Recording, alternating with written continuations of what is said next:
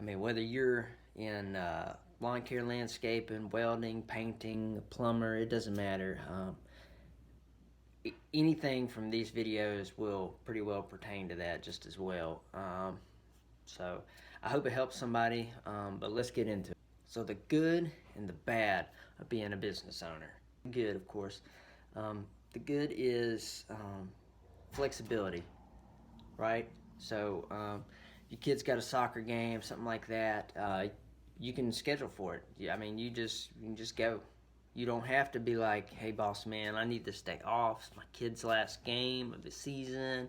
They're in the tournament, yada, yada. You don't have to go up to a boss and ask them, be like, can I get this day off? And then sit there like panicking, like, is he going to say yes or no? And even if he says no, I'm still going to take the day off. I'm going to lose money. So it's cool to be your own boss, be your own business owner, and have that flexibility where you can just, if you have something come up, you have an appointment or whatever, you don't have to ask permission to go. You just go. When it comes lunchtime, all right, most places you only get like 30 minutes. And if you're in like a factory or some bullcrap like that, which I've done, it sucks. I don't know how anybody likes factory work, but anyway, you go into a factory and you've got like a 30-minute lunch break. Same for construction. And if somebody has a microwave in that break room or whatever, and you've got 20 people using the microwave, then you hardly have any time to eat if you bring something like that.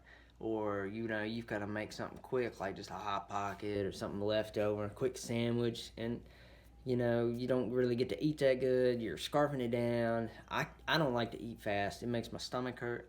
I don't know about you all. I like to kind of have a little bit more than 30 minutes. So being your own boss, you get to kind of, you could take a 30-minute, an hour, 15-minute, whatever you want for your lunch break. There's no set time. So that's cool. That's one of the things I like about being your own boss. And all right, another good thing about being your own boss, your own business owner, is there is no limit to the money that you make. Okay, it's all on you. It's all up to your sales, the amount of customers, your whatever. But if you work for somebody, you work that 9 to 5 or whatever it is, you're always you've got a set amount. A set amount you make an hour, or your set salary amount for the year, and you're not going to make more than that unless you get a raise. So you're always kind of capped. Somebody's got some kind of control over the amount of money you can make, and I don't like that. I'm sure most people out there in the world don't really like that, but it is what it is. I mean, with a job, you got a little bit more security. You got you're getting a certain amount, so it's easy to plan around like your bills and this and that with an employer, being an employee. But when you're your own boss, I mean, you can go out here and instead of working a week to make $600, $700 with an employer at some job, you could make that same money in a day or more. Now, to get into the bad, all right? So, if you want to be a business owner, it ain't easy, okay? I mean, I'm not going to sugarcoat it. It ain't easy. And I'm going to go back to my first point on when I was saying the good, okay?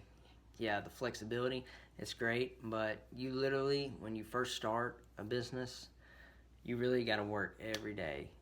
I mean, even when you're at home, you got to work every day, okay? Because you don't have the clientele, you don't have the customer build up. You don't have that workflow just constantly coming in, because when you first start, nobody knows your name. You know your name. Your family and your friends might know your name, but nobody else in the world knows your name. And when you just pop yourself up on Google or Facebook and you don't have a lot of reviews, your pictures, when you scroll down through for people to look at, they don't go very far. They don't go like months and months or years back, okay? So like nobody knows who you are, so they most likely going to go for somebody else in the beginning until they hear about you, until they see you out in town driving your truck with your signs all over it, or see you in a grocery store with your shirts on, or looking all professional, snazzy, So in the beginning, nobody knows who you are, so it's a struggle. You really got to work all the time. And when you go home at night, you're working on invoices, quotes, estimate, all this stuff. And you don't really get a break in the beginning.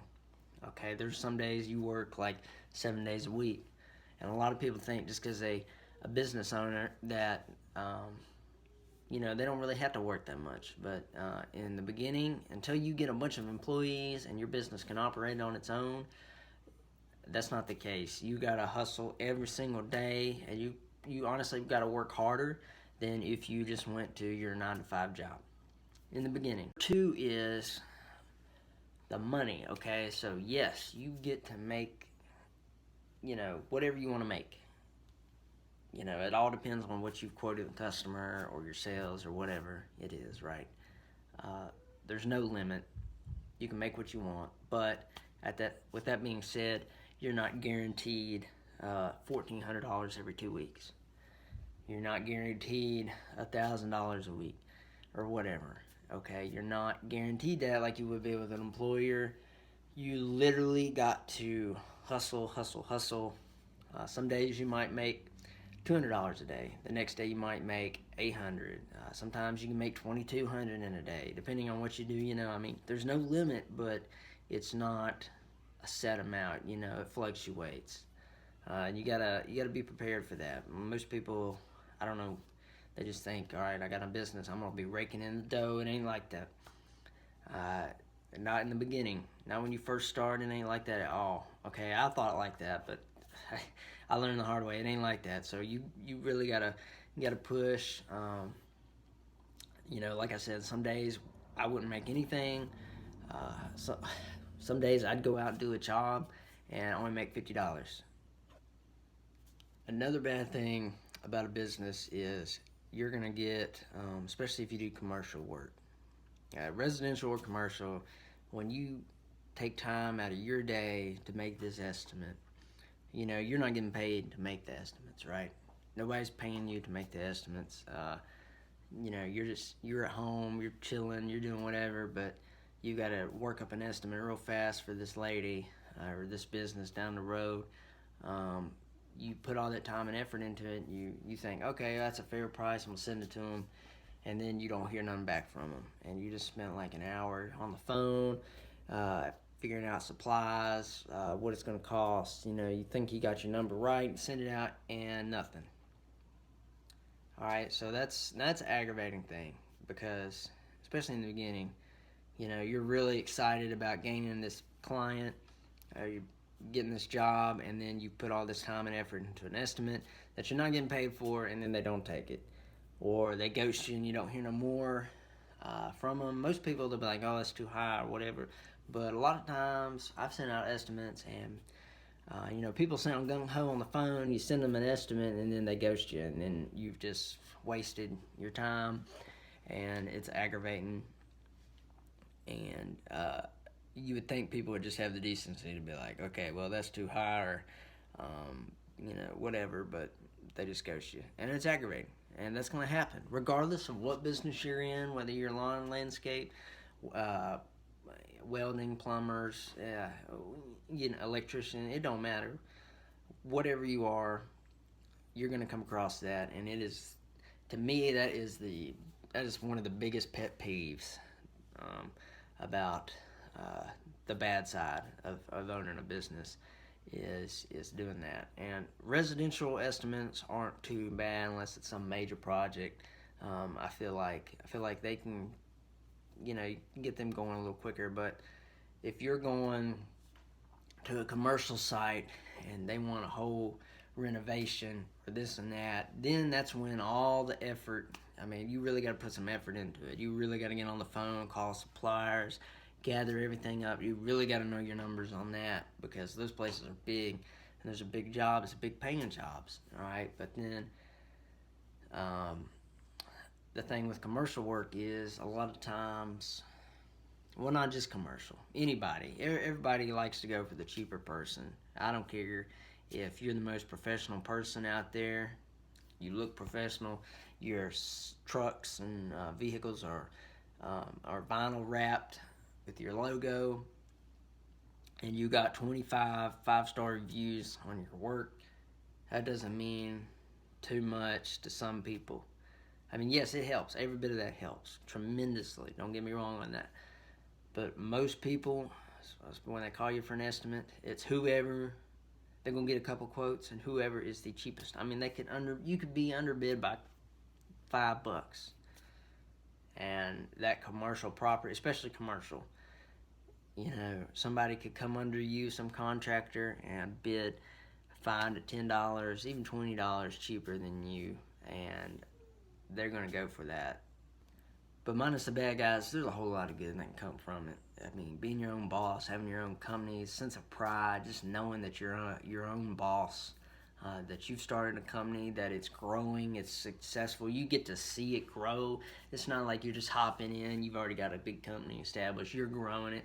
You're making that foundation and growing it up, and it's just, you grow, the business grows, and you get to see it every step of the way, and it's just an exciting process. It's a mental process more than anything. You gotta push through it. It is a struggle, all right, and but you can do it. And I want each and every one of you that's watching this, that wants to start a business, go for it. Just watch my videos and go for it, because we've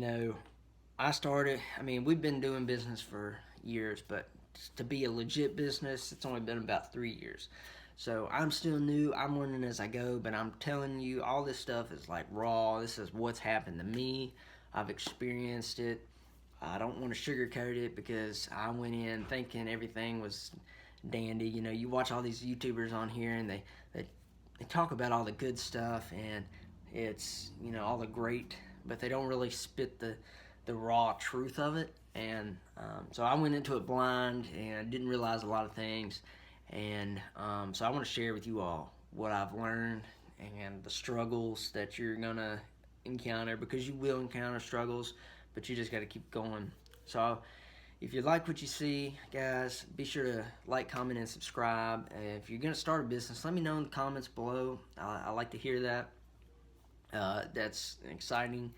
I don't know, maybe I'm just weird like that, but I like to hear about what people are doing and what they're starting, and I think it's cool to be a business owner. And I'm sure if you're watching this video, or you've remotely watched any business video about starting a business, you probably think it's cool as well. So if you come across my videos by chance, you're watching it, leave a comment. Don't matter if it's this one or another business video I made. Let me know what you're doing, what profession you're in, or what you're trying to get going.